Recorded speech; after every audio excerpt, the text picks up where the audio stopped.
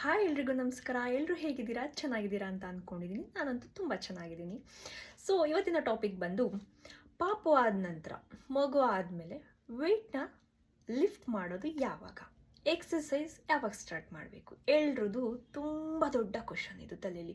ಅಯ್ಯೋ, ನಾನು ದಪ್ಪ ಆಗ್ಬಿಟ್ಟಿದ್ದೀನಿ, ನನ್ನದು ದೇಹ ಫುಲ್ ಹಾಳಾಗ್ಬಿಟ್ಟಿದೆ, ಹೇಗಾಗ್ಬಿಟ್ಟಿದ್ದೀನಿ ನೋಡು ನಾನು ಯಾವಾಗ ಎಕ್ಸಸೈಸ್ ಮಾಡೋದಪ್ಪ, ಯಾವಾಗ ವೆಯ್ಟ್ ಲಿಫ್ಟ್ ಮಾಡೋದಪ್ಪ, ಏನು ಮಾಡೋದು ನಾನು ಸಣ್ಣ ಆಗೋದಕ್ಕೆ ಅನ್ನೋದು ತುಂಬ ಜನದ್ದು ಪ್ರಶ್ನೆ. ಆವಾಗ ಇರೋ ಟೆನ್ಷನ್ಗೆ ನಾವು ತಗೊಳ್ಳೋ ಟೆನ್ಷನ್ ಇದು ತುಂಬ ತುಂಬ ದೊಡ್ಡ ಟೆನ್ಷನ್ ಇದು. ಯಾವಾಗ ವೆಯ್ಟ್ ಲಿಫ್ಟ್ ಮಾಡಬೇಕು, ಯಾವಾಗ ಏನು ಎಕ್ಸಸೈಸ್ಗಳನ್ನ ಸ್ಟಾರ್ಟ್ ಮಾಡಬೇಕು ಅನ್ನೋದು. ಹೌದು, ನನಗೂ ಕೂಡ ಅದೇ ಚಿಂತೆ ತುಂಬ ಜಾಸ್ತಿ ಆಗಿಬಿಟ್ಟಿತ್ತು. ಸೊ ನಾನು ಯಾವಾಗ ಎಕ್ಸಸೈಸ್ನ ಸ್ಟಾರ್ಟ್ ಮಾಡಿದೆ, ಸೊ ಯಾವಾಗ ಪ್ರಾಪರಾಗಿ ಎಕ್ಸಸೈಸ್ನ ಸ್ಟಾರ್ಟ್ ಮಾಡಬೇಕು, ಯಾವಾಗ ವೆಯ್ಟ್ ಲಿಫ್ಟ್ನ ಸ್ಟಾರ್ಟ್ ಮಾಡಬಹುದು ಅಂತ ನಾನು ಈ ವಿಡಿಯೋದಲ್ಲಿ ನಿಮಗೆ ತಿಳಿಸ್ತೀನಿ. ನೀವಿನ್ನು ನನ್ನ ಚಾನಲ್ನ ಸಬ್ಸ್ಕ್ರೈಬ್ ಆಗಿಲ್ಲ ಅಂದರೆ ದಯವಿಟ್ಟು ಹೋಗಿ ಸಬ್ಸ್ಕ್ರೈಬ್ ಮಾಡ್ಕೊಳ್ಳಿ. ಪ್ಲೀಸ್ ನನಗೆ ಸಪೋರ್ಟ್ ಮಾಡಿ. ನೆಕ್ಸ್ಟು ನಿಮಗೆ ಯಾವ ಟಾಪಿಕ್ ಬಗ್ಗೆ ವಿಡಿಯೋ ಬೇಕು ಅಂತ ದಯವಿಟ್ಟು ಕಮೆಂಟ್ ಬಾಕ್ಸಲ್ಲಿ ನನಗೆ ಕಮೆಂಟ್ ಮಾಡಿ ಹೇಳಿ. ಸೊ ವೆಯ್ಟ್ ಯಾವಾಗ ಲಿಫ್ಟ್ ಮಾಡಬೇಕು, ಎಕ್ಸಸೈಸ್ ಯಾವಾಗ ಸ್ಟಾರ್ಟ್ ಮಾಡಬೇಕು? ಮಗು ಆದಮೇಲೆ ನಾರ್ಮಲ್ ಡೆಲಿವರಿನೇ ಆಗಲಿ, ಸಿಸರಿಂಗೇ ಆಗಲಿ, ಸ್ಟಿಚಸ್ ಇರುತ್ತೆ ಬಾಡಿಯಲ್ಲಿ. ನಾರ್ಮಲ್ ಆದವ್ರಿಗೆ ಸೂಚರ್ ಮಾಡಿರ್ತಾರೆ, ಸಿಸರಿಂಗ್ ಆದವ್ರಿಗೆ ಹೊಟ್ಟೆ ಉದ್ದಕ್ಕೂ ಸ್ಟಿಚಸ್ ಇರುತ್ತೆ. ಸೊ ಅದು ಬಾಡಿಯಲ್ಲಿ ಇರೋ ಗಾಯ ನಮಗೆ ಹುಷಾರಾಗೋದಕ್ಕೆ, ಕ್ಯೂರ್ ಆಗೋದಕ್ಕೆ ಮ್ಯಾಕ್ಸ್ ಟು ನಮಗೆ 2 ತಿಂಗಳು ಟೈಮ್ ಬೇಕು. 2-3 ತಿಂಗಳು ಬೇಕೇ ಬೇಕು.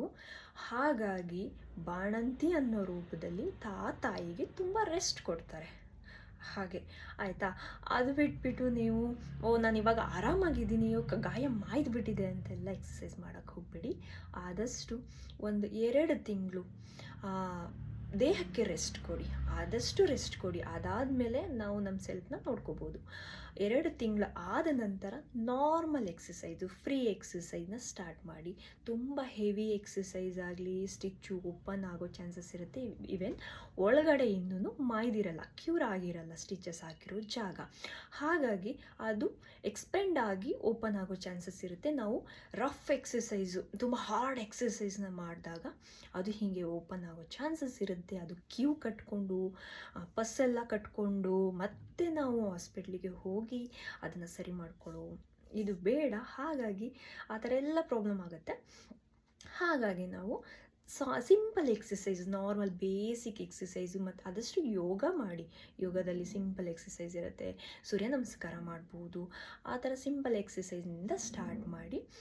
ವೆಯ್ಟ್ ಲಿಫ್ಟ್ ಫಸ್ಟ್ ಏನಂದರೆ, ಎಕ್ಸಸೈಸು, ಸಿಂಪಲ್ ಎಕ್ಸಸೈಸು 2 ತಿಂಗಳು ಆದಮೇಲೆ ಸ್ಟಾರ್ಟ್ ಮಾಡಿದ್ರೆ ಏನು ಪ್ರಾಬ್ಲಮ್ ಇಲ್ಲ.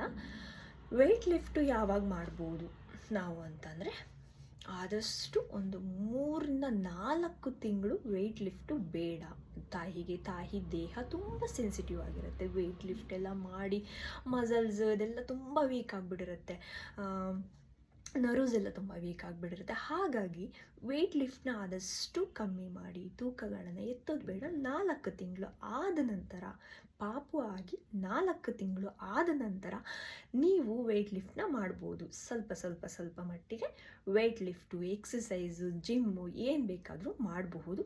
ಬಟ್ ವೆಯ್ಟ್ ಲಿಫ್ಟ್ ಬಂದು 4 ಮಂತ್ಸ್ ಬೇಡ. ಅದೊಂದು.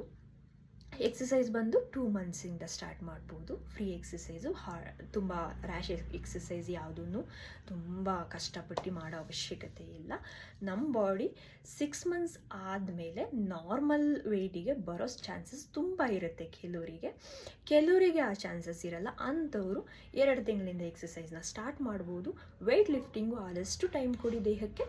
4 ತಿಂಗಳಿಂದ ಸ್ಟಾರ್ಟ್ ಮಾಡ್ಬೋದು, ಏನೂ ಪ್ರಾಬ್ಲಮ್ ಇಲ್ಲ. ಸೊ ಇನ್ಯಾವುದೇ ಥರ ಆದ್ರೂ ನಿಮಗೆ ಡೌಟ್ಸ್ ಇದ್ದರೆ ನನ್ನ ಕಮೆಂಟ್ ಬಾಕ್ಸಲ್ಲಿ ಕಮೆಂಟ್ ಮಾಡಿ, ನಾನು ನಿಮಗೆ ಡೌಟ್ಗೆ ಕ್ಲಾರಿಫೈ ಕೊಡ್ತೀನಿ. So thank you.